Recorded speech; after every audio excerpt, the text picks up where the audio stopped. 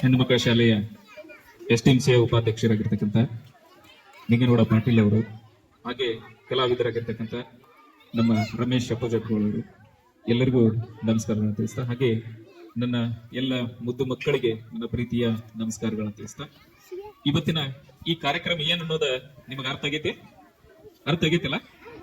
ಬಹುಶಃ ಗೊತ್ತಾಗಿಲ್ಲ ನಿಮಗೆ ಏನಿದೆ ಕಾರ್ಯಕ್ರಮ. ಪರಿನಿರ್ವಾಣ ಅನ್ನಕತ್ತಾರೆ. ಇದೇನ್ ಪರಿನಿರ್ವಾಣ ಅಂದ್ರೆ ಏನಿದೆ? ಹೌದು, ಅನಿಸುತ್ತೆ ಪರಿನಿರ್ವಾಣ ಶಬ್ದ ಕೇಳಿಲ್ಲ ನೀವು ಬಹುಶಃ. ಇಲ್ಲಿ ಲಕ್ಷ ಕೊಡ್ರಿ, ನೀವು ನನ್ನ ಕಡೆ ಲಕ್ಷ ಕೊಟ್ಟಿಲ್ಲ. ಎಲ್ಲಾರು ಇಲ್ಲಿ ಕೇಳಾಕತ್ರಿ, ನಾ ಏನ್ ಹೇಳ್ತೀನಿ, ನನ್ ಪ್ರಶ್ನೆ ಉತ್ತರ ಕೊಡ್ತೀರಿ. ಎಷ್ಟ್ ಜನಕ್ಕೆ ಗೊತ್ತಾಗ ಕೇಳ್ತಾನೆ ಹೇಳ್ತೀರಿ? ಪರಿನಿರ್ವಾಣ ಅಂದ್ರೆ ಏನ್ ಯಾರಿಗ್ ಗೊತ್ತೈತಿ ಹೇಳ್ರಿ? ಕೈ ಮಾಡ್ರಿ, ಕೈ ಎತ್ರಿ ನೋಡ್. ಪರಿನಿರ್ವಾಣ ಗೊತ್ತೈತಿ? ಗೊತ್ತಿಲ್ಲ, ಯಾಕಂದ್ರೆ ನೀವು ಫಸ್ಟ್ ಕೇಳಿರಿ ಬಹುಶಃ. ಇವತ್ತ ಮೊದಲು ಕೇಳಿರಿ, ಹೌದಿಲ್ಲ? ಪರಿನಿರ್ವಾಣ ಅಂತಂದ್ರೆ ಇಲ್ಲಿ ಪುಣ್ಯತಿಥಿ ಅಂತ ಅಂತಿರಲಿ, ಗಾಂಧೀಜಿ ಪುಣ್ಯತಿಥಿ ಅಂತ ಹೇಳಿ. ಏನದು ಪುಣ್ಯತಿಥಿ ಅಂದ್ರೆ? ಅವರ ನಿಧನವಾದ ದಿನ, ಅದನ್ನ ಪರಿನಿರ್ವಾಣ ಅಂತ ಕರೀತಾರೆ. ಅಂಬೇಡ್ಕರ್ ಅವರಿಗೆ ಅಷ್ಟೇ ಯಾಕೆ ಪರಿನಿರ್ವಾಣ ದಿನಾಚರಣೆ ಅಂತಾರೆ? ಅವರು ನಿಧನದ ಇವತ್ತು ಪುಣ್ಯತಿಥಿ ಅನ್ಬೋದಿತ್ತು, ಅವ್ರಿಗೂ ಪುಣ್ಯತಿಥಿ ಅಂತ ಅನ್ನಾಗಿಲ್ಲ. ಅವ್ರಿಗೆ ಪರಿನಿರ್ವಾಣ, ಮಹಾಪರಿನಿರ್ವಾಣ ದಿನಾಚರಣೆ ಅಂತ ಅಂತಾರೆ. ಯಾಕಂತಾರು? ಇದನ್ನ ನೀವು ಪ್ರಶ್ನೆ ಮಾಡ್ಬೇಕಿಲ್ಲ. ಹುಟ್ಟೈತಿಲ್ ನಿಮ್ ತಲೆಯಾಗಿದ್ದ ಪ್ರಶ್ನೆ, ಹಿಂಗ್ಯಾಕೆ ಏನಾಗ್ತಾರೆ ಇವ್ರಿಗೂ ಪುಣ್ಯತಿಥಿ ಅಂದ್ರೆ ಬರ್ತಿತ್ತಲ್ಲ, ಇದ್ಯಾಕ್ ಪರಿನಿರ್ವಾಣ ದಿನಾಚರಣೆ ಅಂತಂದ್ರು? ಅದನ್ನ ವಿಚಾರ ಮಾಡ್ಬೇಕಿಲ್ಲ. ಅದ್ರ ಬಗ್ಗೆ ಒಂದಿಷ್ಟು ಹೇಳ್ತೀನಿ, ಯಾಕೆ ಹಿಂಗ್ ಪರಿನಿರ್ವಾಣ ದಿನಾಚರಣೆ ಅಂತಾರೆ. ಪರಿನಿರ್ವಾಣ ಈ ಶಬ್ದ ನೆನಪುಳಿತೈತಲ್ಲ, ಇದು ಕೇಳ್ತಾರ ಮುಂದೆ ಒಂದು ಯಾವಾಗ ನಿಮಗೆ ಪ್ರಶ್ನೆಗಳು ಬರ್ತಾವ, ಮುಂದೆ ಕಾಂಪಿಟೇಟಿವ್ ಎಕ್ಸಾಮ್ ಬರ್ತಾವಲ್ಲ, ರ್ಯಾಂಡಮ್ ಆಗಿ ಬರ್ಬೋದು ಇದು ಪ್ರಶ್ನೆ. ಅವ್ರ ಬಗ್ಗೆ, ಅಂಬೇಡ್ಕರ್ ಅವ್ರ ಬಗ್ಗೆ ಬಹಳ ತಿಳ್ಕೊಬೇಕು ನೀವು. ಅವ್ರ ಬಗ್ಗೆ ಪ್ರಶ್ನೆಗಳು ಬಹಳ ಬರ್ತಿರ್ತಾವ. ಪರಿನಿರ್ವಾಣ ಅಂತ ಯಾಕೆ ಅಂಬೇಡ್ಕರ್ ಅವ್ರಿಗೆ ಅಂತಾರಂದ್ರೆ, ಅಂಬೇಡ್ಕರ್ ಅವರು ಒಂದು ಸ್ಲೋಗನ್ ಇತ್ತವ್ರು, ಅಂದ್ರೆ ಅದು ವಿವಾದನಾತು ಎಲ್ಲಾನು ಒಂದು ಆದ್ರೂ ಅದ್ರ ಬಹಳ ಮನಸ್ಸು ನೊಂದ್ಕೊಂಡ, ಮನಸ್ಸಿಗೆ ಬಹಳ ನೋವು ಆಗ್ತೈತೆ ಅವ್ರಿಗೆ. ಅದಕ್ಕಾಗಿ ಆ ನಿರ್ಧಾರ ತಗೋತಾರ, ಆ ಘೋಷಣೆ ಮಾಡ್ತಾರ. ಅವ್ರು ಬಹಳ ದಿಟ್ಟವಾದ ನಿರ್ಧಾರ. ಅದು ಏನಪ್ಪಾ ಅಂತಂದ್ರ, ಹಿಂದೂವಾಗಿ ಹುಟ್ಟಿದ್ದೇನೆ, ಹಿಂದೂವಾಗಿ ಸಾಯಲಾರೆ ಅಂತ ಹೇಳ್ಬಿಡ್ತಾರ. ಅದ್ರಂಗ ನಡ್ಕೊಂಡು ಬಿಡ್ತಾರ. ಏನ್ ಮಾಡ್ತಾರಂತಂದ್ರ, ಅವ್ರು ಸುಮಾರು 6 ಲಕ್ಷ ಜನ ಅನುಯಾಯಿಗಳನ್ನ ಕರ್ಕೊಂಡು ಬೌದ್ಧ ಧರ್ಮವನ್ನು ಸ್ವೀಕಾರ ಮಾಡ್ತಾರೆ. ಆ ಬೌದ್ಧ ಧರ್ಮದೊಳಗ ಈ ತೀರ್ಕೊಂಡ್ರು ಅಂತವ, ಆಮೇಲೆ ನಿಧನರಾದ್ರು ಅಂತೀವಿ, ಆಮೇಲೆ ಲಿಂಗಾಯತರೊಳಗೆ ಲಿಂಗೈಕ್ಯ ಆದ್ರು ಅಂತಾರ. ಅಂದ್ರ ಜೀವವನ್ನ ತ್ಯಾಗ ಮಾಡ್ತಾರೋ. ಆ ಜೀವ ತ್ಯಾಗ ಮಾಡೋದಂದ್ರೆ ಅದ್ರೊಳಗೆ ಏನು ಬೌದ್ಧ ಧರ್ಮದೊಳಗೆ ಅಂದ್ರೆ ಮೋಕ್ಷವನ್ನ ಹೊಂತಾರ. ಅವರು ಸ್ವ ಇಚ್ಛೆಯಿಂದ ಮೋಕ್ಷವನ್ನ ಹೊಂತಾರ. ಆ ಪವಿತ್ರ ಆತ್ಮಕ್ಕೆ ಮೋಕ್ಷವನ್ನ ಕೊಡ್ತಾರ. ಅಂದ್ರೆ ಪರಿನಿರ್ವಾಣ ಅಂತಂದ್ರ ಏನ, ಈ ದೇಹದಿಂದ ಆತ್ಮಕ್ಕೆ ಮೋಕ್ಷ ಕೊಡೋದಕ್ಕ ಪರಿನಿರ್ವಾಣ ಅಂತ ಕರೀತಾರೆ. ಅಂದ್ರೆ ಅಂಬೇಡ್ಕರ್ ಅವರು ಇವತ್ತು ನಿಧನ ಆದ್ರು, ಅದನ್ನ ಪರಿನಿರ್ವಾಣ ದಿನಾಚರಣೆ ಅಂತ ಹೇಳಿ ಆಚರಣೆ ಮಾಡ್ತಾರೆ. ಆಮೇಲೆ ಇನ್ನ ಅಂಬೇಡ್ಕರ್ ಬಗ್ಗೆ ನಿಮ್ಗೆ ಎಷ್ಟು ಗೊತ್ತೈತಿ? ಅವ್ರು ಏನೆಲ್ಲ ಸಾಧನೆ ಮಾಡಿದ್ರು? ನೀವ್ ಯಾಕೆ ಇದನ್ನ ಅರ್ಥ ಮಾಡ್ಕೋಬೇಕು? ಇದ್ರ ಬಗ್ಗೆ ಅಧ್ಯಯನ ಮಾಡ್ಬೇಕು ನೀವು. ನಿಮ್ಮ ಶಾಲೆಯೊಳಗೆ ಪಠ್ಯ ಪುಸ್ತಕದೊಳಗೆ ಕಂಪಲ್ಸರಿ ಅವ್ರ ಬಗ್ಗೆ ಒಂದು ಪಾಠ ಇದ್ದ ಇರ್ತೈತಿ, ಹೌದಾ? ಅಂಬೇಡ್ಕರ್ ಅವ್ರ ಬಗ್ಗೆ ಹೇಳ್ತಾರಲ್ಲ ನಿಮ್ಗೆ ಶಾಲೆಯೊಳಗೆ, ಅದನ್ನ ನೀವು ಹೆಚ್ಚಿಗೆ ಏನ್ ತಿಳ್ಕೊಬೇಕು? ಅವ್ರು ಹುಟ್ಟಿದ್ ಯಾವಾಗ, ಅವ್ರ ಶಾಲೆ ಹೆಂಗ್ ಕಲಿತರು, ಅವ್ರ ಪರಿಸ್ಥಿತಿ ಏನಿತ್ತು, ಅಂಬೇಡ್ಕರ್ ಅವರು ಯಾಕೆ ಎಷ್ಟು ವಿಶೇಷ ಆದ್ರು, ಅವ್ರ ಬಗ್ಗೆ ಯಾಕೆ ಎಷ್ಟು ವಿಶೇಷ ಕಾಳಜಿ ವಹಿಸ್ತಾರ, ಅವ್ರ ಬಗ್ಗೆ ಸಂಘಗಳು ಆಗ್ತಾವು, ಅವ್ರ ಹೆಸರು ಎಲ್ಲಾ ಟಿವಿ ಒಳಗೆ ಬರ್ತಿರ್ತೈತಿ. ಅಂಬೇಡ್ಕರ್ ಬಗ್ಗೆ ನಾವ್ ಏನ್ ತಿಳ್ಕೊಬೇಕು, ಏನ್ ಸಾಧನೆ ಮಾಡ್ಯಾರು, ಇದನ್ನೆಲ್ಲ ನೀವು ಅರ್ಥ ಮಾಡ್ಕೋಬೇಕು. ಏನು ಸಾಧನೆ ಮಾಡಿದಾರ ಅಂದ್ರೆ, ಮುಖ್ಯವಾಗಿ ನಮಗೆಲ್ಲ ಯಾವಾಗ್ಲೂ ನಾವು ಈ ದೇಶ ಇರೋವರೆಗೂ ಅದನ್ನ ನೆನೆಸ್ಕೊಂತ ಹೋಗುವಂತಂದ್ರೆ ಸಂವಿಧಾನವನ್ನ ರಚನೆ ಮಾಡ್ತಾರೆ. ಸಂವಿಧಾನ ರಚನೆ ಮಾಡ್ತಾರೆ. ಜಗತ್ತಿನ ಅತಿ ದೊಡ್ಡ ಸಂವಿಧಾನ ನಮ್ದು. ಅಂದ್ರೆ ಅಷ್ಟು ಕಾನೂನು ಕಾಯ್ದೆಗಳು ಹತ್ರ ಬರ್ತಾರೆ, ಕಾನೂನುಗಳು. ಈಗೆಲ್ಲ ನಮ್ದು ಆಡಳಿತ ವ್ಯವಸ್ಥೆ ನಡೀತಿಲ್ಲ. ಈಗ ನಿಮಗೆ ಶಾಲೆ ಕಟ್ಟ್ಯಾರು, ಇಷ್ಟೆಲ್ಲ ಶಿಕ್ಷಕರನ್ನ ಕೊಟ್ಟಾರು, ಇವ್ರಿಗೆಲ್ಲ ಪಗಾರ ನೀವು ಕೊಡ್ತೀರಿ? ಯಾರು ಕೊಡ್ತಾರ? ಸರ್ಕಾರ ಕೊಡ್ತೈತಿಲ್ಲ. ಸರ್ಕಾರದಾಗ ಯಾರು ಅದನ್ನ ಹೆಂಗ್ ನಡೆಸ್ತಾರೋ, ಯಾರು ಹಿಂಗ ನಡೆಸ್ಬೇಕು, ಹಿಂಗ ಶಿಕ್ಷಕರನ್ನ ನೇಮಕ ಮಾಡ್ಬೇಕು, ಶಿಕ್ಷಕರು ತಗೋಬೇಕು, ಅವ್ರಿಗೆ ಎಷ್ಟು ಪಗಾರ ಕೊಡ್ಬೇಕು, ಇಂಥದನ್ನ ಪಗಾರ. ಸಂವಿಧಾನದೊಳಗೆ ಅದನ್ನೆಲ್ಲ ಶೈಕ್ಷಣಿಕ ಸಂಬಂಧಪಟ್ಟಂತ ಕಾನೂನು ಕಾಯ್ದೆಗಳು ಮಾಡಿರ್ತಾರೋ, ಅದನ್ನ ಸರ್ಕಾರ ಅದನ್ನ ಅನುಷ್ಠಾನಕ್ಕೆ ತಂದು ಅದ್ರ ಪ್ರಕಾರ ಆಡಳಿತ ಮಾಡ್ತೈತಿ. ಈ ಪೊಲೀಸರು ಬರ್ತಾರೋ, ಕೋರ್ಟ್ ಅದಾವು, ಕೋರ್ಟ್ ಕಚೇರಿ ಅದಾವಲ್ಲ, ಪೊಲೀಸರು ಅದಾರಲ್ಲ. ಈಗ ಯಾರು ಕಳ್ತನ ಮಾಡ್ರು, ಯಾರು ಜಗಾಡಿದ್ರೆ ಪೊಲೀಸರು ಬರ್ತಾರಲ್ಲ, ಇವೆಲ್ಲ ಕಾನೂನು ಒಳಗೆ ಅದನ್ನೆಲ್ಲ ಆಡಳಿತ ವ್ಯವಸ್ಥೆ ಮಾಡಿರೋದು. ಅವೆಲ್ಲ ಸಂವಿಧಾನದಾಗ ಬರೀತಾರೆ, ಇದು ಹಿಂಗ ಇರ್ಬೇಕು, ಹಿಂಗ ಆಡಳಿತ ಆಗ್ಬೇಕು ಅಂತ. ಇದನ್ನೆಲ್ಲ ಸಾಧನೆ, ಈ ಸಂವಿಧಾನ ಬರಿಬೇಕಾದ್ರೆ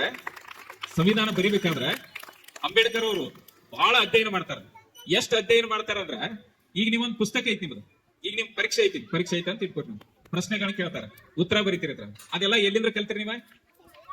ಪುಸ್ತಕದಾಗಿಂದ ನಿಮಿಷ ಬರೀತಾರ ಅವರು. ನೀವು ನಿಮ್ಗತಿ ಕೆಲವ್ರು ಇದ್ರಂದ್ರೆ ಅವ್ರ ಹೆಂಗ್ ಬರೀತಾರ? ಅವ್ರ ಜ್ಞಾನ ಇರ್ತೈತಲ್ಲ, ಆ ಜ್ಞಾನದಿಂದ ಅದನ್ನ ಬರೆದಿರ್ತಾರ ಅವ್ರು, ಹೌದಾ? ಹಿಂಗ ದೊಡ್ಡ ಸಂವಿಧಾನವನ್ನ ಬರೆದಿರ್ತಕ್ಕಂಥ ಅಂಬೇಡ್ಕರ್ ಅವರು ಎಲ್ಲಿಂದ ಕಲಿತಾರ ಅಂದ್ರೆ, ಜಗತ್ತಿನ ಎಲ್ಲಾ ದೇಶದ ಸಂವಿಧಾನಗಳನ್ನ ಅಧ್ಯಯನ ಮಾಡ್ತಾರ ಅವ್ರು. ಆಮೇಲೆ ಇದನ್ನ ರಚನೆ ಮಾಡ್ತಾರೆ. ಯಾಕೆ ಇದು ಇಷ್ಟು ದೊಡ್ಡ ಸಂವಿಧಾನ ಆಗ್ತೈತಿ ದೊಡ್ಡ ಸಂವಿಧಾನ ಐತಿ ನಮ್ಮ ಜಗತ್ನಾಗ. ಇದು ನೆನಪಿರ್ಲಿ ನಿಮ್ಗೆ. ನೀವು ಈಗ ಹೇಳ್ರಿ ಬಾಯ್ ಹೇಳ್ರಿ ಅರ್ಥ ಆಗುದಿಲ್ಲ.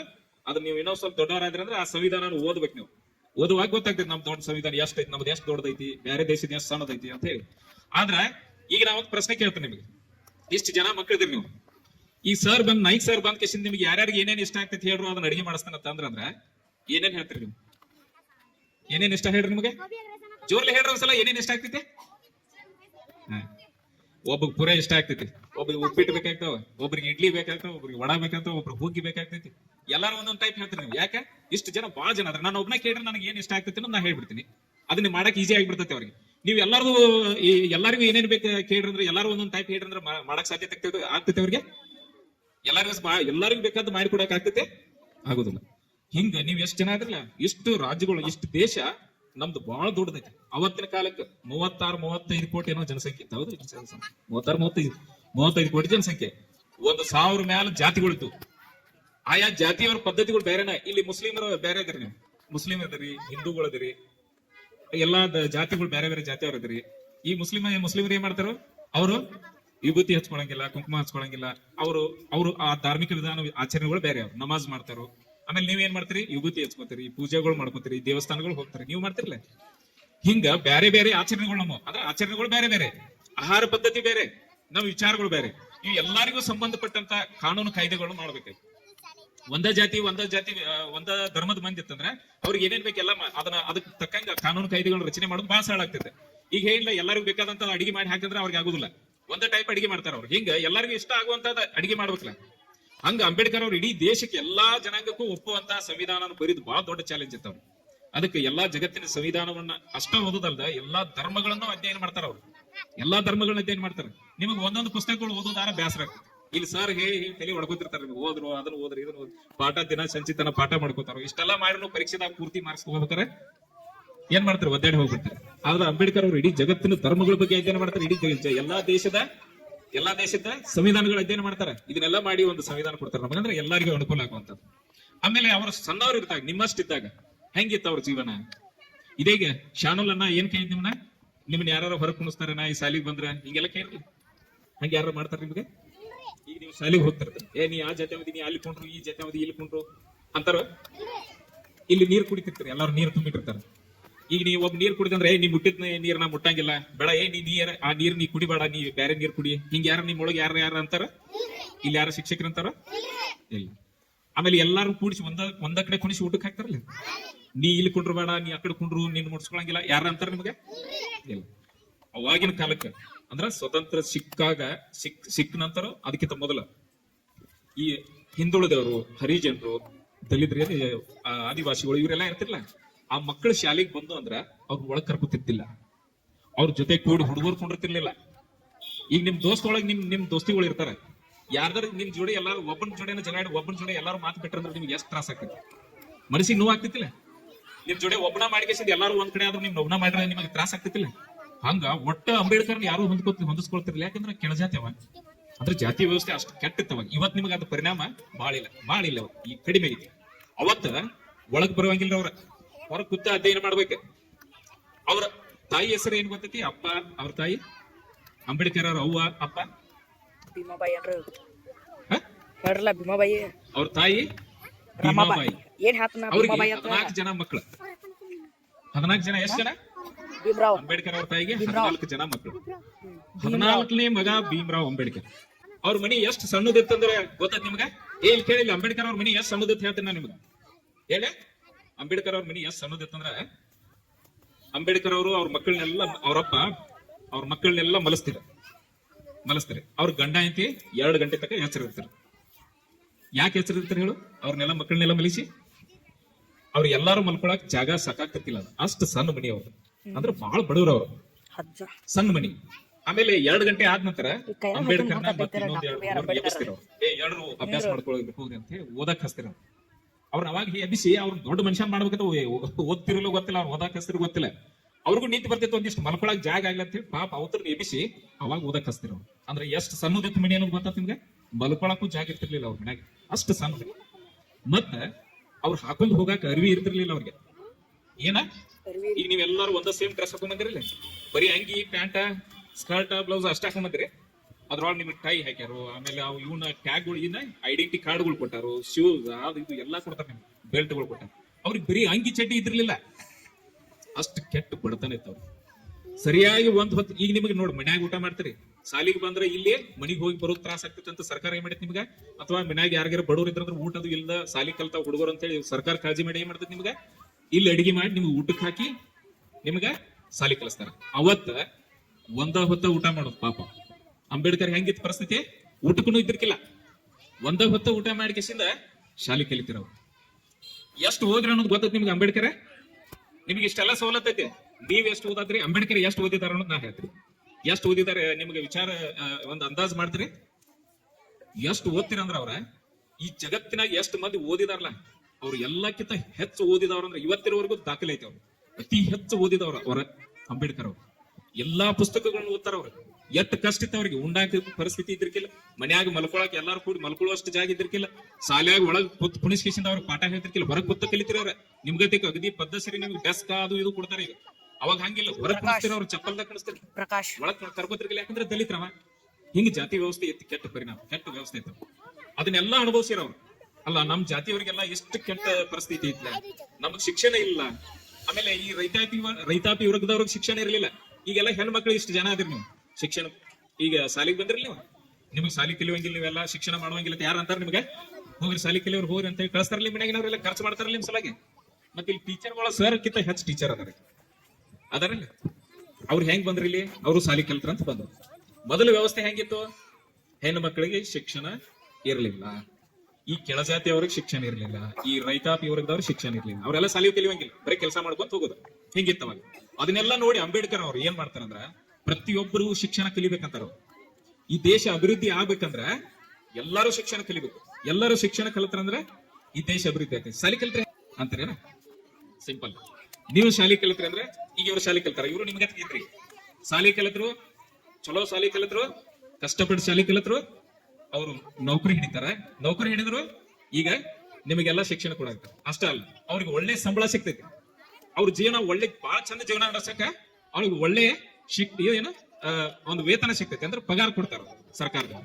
ಇದಷ್ಟ ಅಲ್ಲ, ಒಂದು ದೊಡ್ಡ ದೊಡ್ಡ ಕಂಪನಿ ಒಳಗೆ ನೌಕರಿಗಳು ಸಿಗ್ತಾವ. ಆಮೇಲೆ ನೀವು ಡಾಕ್ಟರ್, ಇಂಜಿನಿಯರ್, ಆಮೇಲೆ ವಿವಿಧ ಎಲ್ಲಾ ಕ್ಷೇತ್ರದೊಳಗ ನಿಮ್ಗೆ ಕೆಲಸ ಮಾಡಕ್ ಅವಕಾಶ ಸಿಗ್ತೈತಿ. ಎದರಿಂದ ಸಿಗ್ತೈತದ? ಎದರಿಂದ? ಶಿಕ್ಷಣದಿಂದ. ಸಾಲಿ ನೀವು ಚಲೋ ಕಲ್ತಿರಿ ಅಂದ್ರೆ ನೀವು ಎಲ್ಲಾ ಕ್ಷೇತ್ರದೊಳಗೆ ನೀವು ಕೆಲಸ ಮಾಡಕ್ ಅವಕಾಶ ಸಿಗ್ತೈತಿ. ಅವಾಗ ನೀವು ಆರ್ಥಿಕ ಪರಿಸ್ಥಿತಿ ನಿಮ್ಮದು ಸುಧಾರಣೆ ಆಗ್ತೈತಿ, ಅದರಿಂದ ದೇಶದ ಪರಿಸ್ಥಿತಿನೂ ಸುಧಾರಣೆ ಆಗಕ್ಕೆ ಶುರು ಮಾಡ್ತೀವಿ. ಇದೆಲ್ಲ ಕೆಟ್ಟ ಪರಿಸ್ಥಿತಿ ಇದ್ದಾಗ ಅಂಬೇಡ್ಕರ್ ಅವರು ಇದನ್ನ ವಿಚಾರ ಮಾಡ್ತಾರೆ. ಫಸ್ಟ್ ನಮ್ಮ ದೇಶ ಸುಧಾರಣೆ ಆಗ್ಬೇಕಾದ್ರೆ ಏನ್ ಬೇಕಂದ್ರೆ ಶಿಕ್ಷಣ. ಅದು ಯಾರ್ಯಾರಿಗೆ ಶಿಕ್ಷಣ? ಆ ಜಾತಿಯಾಗ ಈ ಜಾತಿಯಾಗ ಅಲ್ಲ, ಪ್ರತಿಯೊಂದು ಜಾತಿಯ ವ್ಯಕ್ತಿಗೂ ಮಗನಿಗೂ ಶಿಕ್ಷಣ ಸಿಗಬೇಕಂತ ಹೇಳಿ ಅವರು ಹೋರಾಟ ಮಾಡ್ತಾರೆ. ಮತ್ತೆ ಅದ್ರ ತಕ್ಕಂಗೆ ಅದ ಸಂವಿಧಾನ ಬರೀತಾರ. ಹೆಣ್ಣು ಮಕ್ಕಳಿಗೆ ಸಮಾನವಾದ ಹಕ್ಕು ಸಿಗಬೇಕಂತಾರ. ಅವರು ಶಕ್ತಿವಂತರಾಗಿದ್ದಾರೆ, ಅವರು ಕೆಲಸ ಮಾಡಬಹುದು, ಎಲ್ಲಾ ರಂಗದಾಗ ಕೆಲಸ ಮಾಡಕ್ ಅವಕಾಶ ಐತೆ, ಅವ್ರಿಗೂ ಕೊಡೋಣ ಅಂತ ಹೇಳಿ ಅವ್ರಿಗೂ ಅಧಿಕಾರವನ್ನ ಕೊಡ್ತಾರೆ. ಇದೆಲ್ಲ ಮಾಡಿದವ್ರು ಯಾರು ನಮಗೆ? ಇವೆಲ್ಲ ನಾವು ಎಲ್ಲರೂ ಕೂಡಿ ಸಾಲಿ ಕಲಿಯತ್ತವಲ್ಲ, ಇದನ್ನೆಲ್ಲ ಕಲಿಯಕ್ ಕಾರಣ ಯಾರು? ಅಂಬೇಡ್ಕರ್ ಅವರು. ಇದನ್ನೆಲ್ಲ ನಮಗ್ ಅಧಿಕಾರ ಹಕ್ಕು ಕೊಟ್ಟವ್ರ, ಶಿಕ್ಷಣದ ಹಕ್ಕು ಕೊಟ್ಟವ್ರ ಯಾರ? ಅಂಬೇಡ್ಕರ್. ಜೋರಾಗಿ ಹೇಳ್ರಿ ಅಂಬೇಡ್ಕರ್ ಅಂತ. ಆಮೇಲೆ ಈಗ ಇದೆಲ್ಲ ಶಿಕ್ಷಣ ವ್ಯವಸ್ಥೆ ಒಳಗೆ ನಿಮಗೆ ಅಧಿಕಾರ ಕೊಟ್ರು. ಈ ನೋಟ್ ಪ್ರಿಂಟ್ ಆಗ್ತಲ್ಲ, ರೊಕ್ಕ ನೋಡಿರಿ ಇಲ್ವಾ? ನೋಡಿರಿ? ಅದನ್ನೆಲ್ಲ ಎಲ್ಲಿ ತಯಾರು ಮಾಡ್ತಾರೆ? River bank. ಎಲ್ಲಿ? ಗೋಕಾಕದ ಪ್ರಿಂಟಿಂಗ್ ಪ್ರೆಸ್ ನಾಗ ಪ್ರಿಂಟ್ ಆಗಿ ಕೊಡ್ತಾರೆ. River banks. ರಿವರ್ ಎಲ್ಲಿ? ರಿಸರ್ವ್ ಬ್ಯಾಂಕ್, ಭಾರತೀಯ ರಿಸರ್ವ್ ಬ್ಯಾಂಕ್. ಅದನ್ನು ಸ್ಥಾಪನೆ ಮಾಡಿದವರು ಅಂಬೇಡ್ಕರ್ ಅವರು. ಏನ ಅದು ಸ್ಥಾಪನೆ ಆಗ್ಬೇಕಾದ್ರೆ ಮೂಲ ಕಾರಣಕರ್ತರು ಯಾರು? ಅಂಬೇಡ್ಕರ್ ಅವರು. ಇವತ್ತು ರೊಕ್ಕ ಎಲ್ಲ ಬರ್ತಾವಲ್ಲ, ಅವೆಲ್ಲ ಬರ್ಬೇಕಾದ್ರೆ ಅದೊಂದು ಕಾನ್ಸೆಪ್ಟ್ ಕೊಟ್ಟವರು ಅಂಬೇಡ್ಕರ್ ಅವರು. ರಿಸರ್ವ್ ಬ್ಯಾಂಕ್ ನ ಕಾನ್ಸೆಪ್ಟ್ ಕೊಟ್ಟವರು ಅಂಬೇಡ್ಕರ್ ಅವರು. ಆಮೇಲೆ ಈ ಡ್ಯಾಮ್ಗಳೆಲ್ಲ ತಯಾರಾದಲ್ಲ, ಡ್ಯಾಮ್ಗಳು ಕಟ್ಟಿರಲಿ, ಹಿಡ್ಕಲ್ ಡ್ಯಾಮ್ ಐತಲ್ಲ, ಹೋಗಿರಲಿ ಅವಾಗ. ಇಂಥ ಡ್ಯಾಮ್ಗಳು ದೇಶಾದ್ಯಂತ ಕಟ್ಟಬೇಕಾದ್ರೆ ಕಾರಣ ಫಸ್ಟ್ ಚಾಲೂ ಮಾಡಿದವರು ಅಂಬೇಡ್ಕರ್. ಅಂದ್ರೆ ಸ್ವತಂತ್ರ ಸಿಕ್ಕ ನಂತರ. ಅವಾಗ ಏನಾದ್ರು ಅವರು ನೀರಾವರಿ ಸಚಿವರಿದ್ರು ಮೊದಲ. ಅವಾಗ ಬ್ರಿಟಿಷ್ ಗೌರ್ಮೆಂಟ್ ಇದ್ದಾಗೂ ಕಟ್ಟಡ ಮಾಡುವಾಗ ಅವಾಗ ಅದಕ್ಕೆ ಒಂದು ಪ್ಲಾನಿಂಗ್ ಗಳನ್ನ ಮಾಡುವಂತ ಕೆಲಸ ಮಾಡ್ತಾರ. ಹೌದಾ? ಆಮೇಲೆ ಗಣಿ ಮತ್ತು ಭೂ ವಿಜ್ಞಾನ ಸಚಿವರಾಗಿದ್ರು. ನೆನ್ಪಿಟ್ಕೋಬೇಕು ಇವೆಲ್ಲ. ಅವ್ರ ಬಗ್ಗೆ ನಿಮ್ಗೆ ಯಾರಾದ್ರೂ ಪ್ರಬಂಧ ಬರಿ ಅಂದ್ರೆ ನಿಮಗ್ ಬರೆಯಾಕ್ ಬೇಕಲ್ಲ, ಅವ್ರು ಏನೇನು ಮಾಡ್ಯಾರ ಅವ್ರ ಸಾಧನೆ ಅಂತ ಹೇಳಿ. ಹೌದಾ?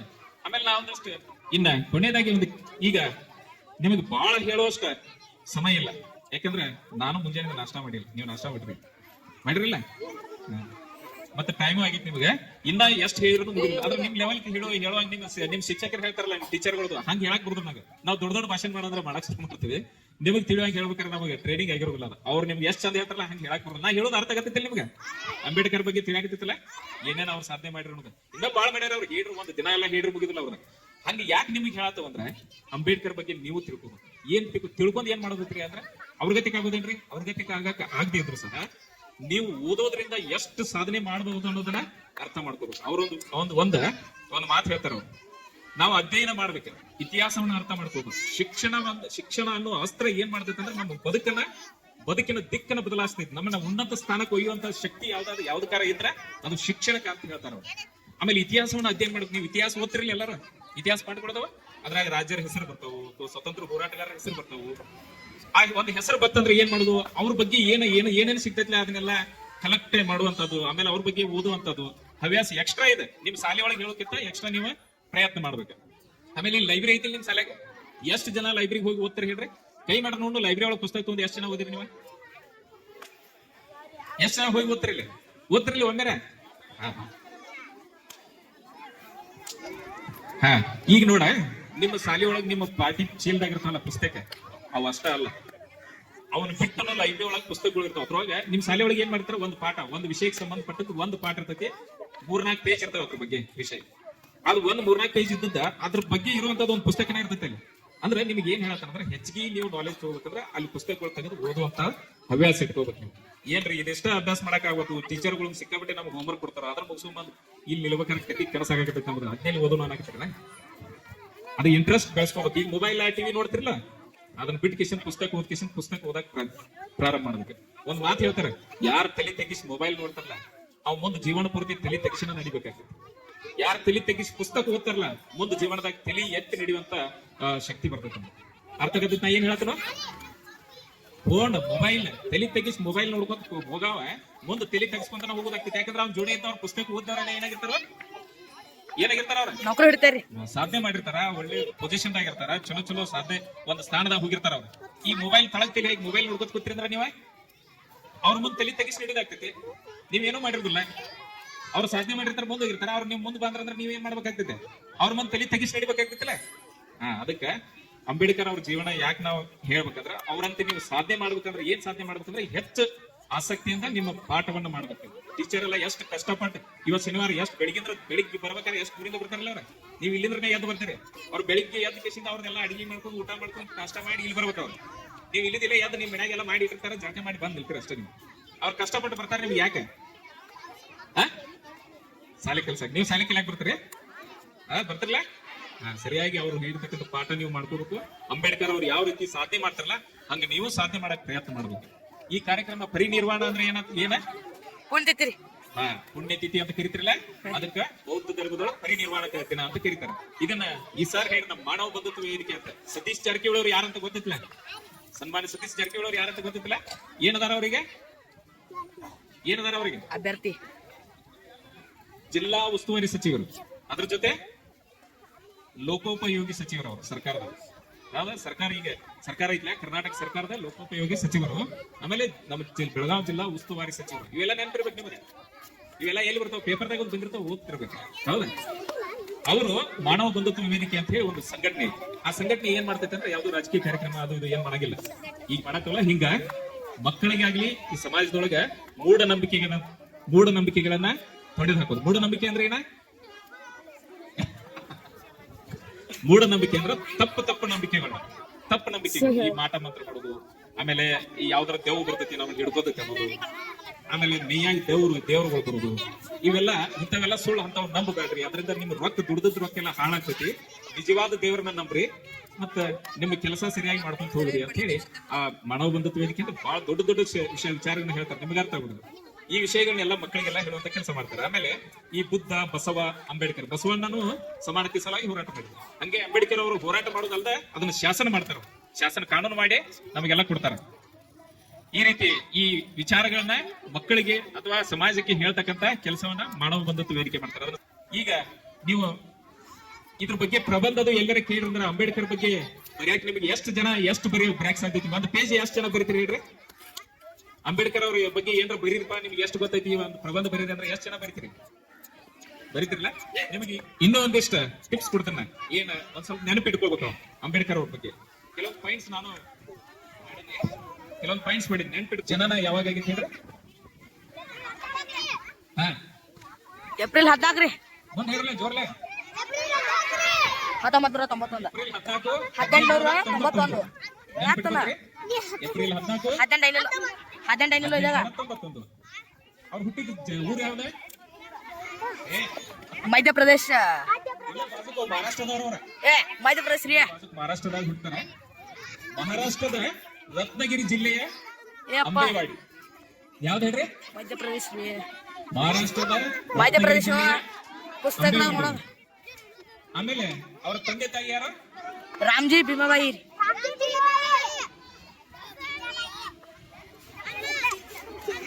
ಕರೆಕ್ಟ್ ಹೇಳ್ತಾನೆ. ರಾಮ್ಜಿ ಭೀಮಾಬಾಯಿ. ತಂದೆ ರಾಮ್ಜಿ ಸಕ್ಪಾಲ್. ತಂದೆ ರಾಮ್ಜಿ ಸಕ್ಪಾಲ್. ಅದು ತಾಯಿ ನಡಕ ನಡಕ ಅನ್ನೋದು ಏನೋ ಆಗತ್ತೆ. ಭೀಮಾಬಾಯಿ.